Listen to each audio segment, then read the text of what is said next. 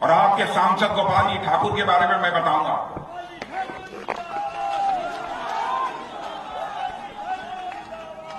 मैं गोपाल जी ठाकुर में जहां सादगी देखी है, गोपाल जी ठाकुर में जहां सरलता देखी है,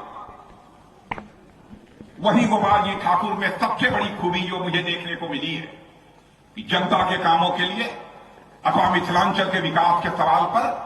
कितनी मजबूती के साथ भारत की संसद में प्रभावी तरीके से आपकी आवाज को बुलंद करने का काम करते हैं।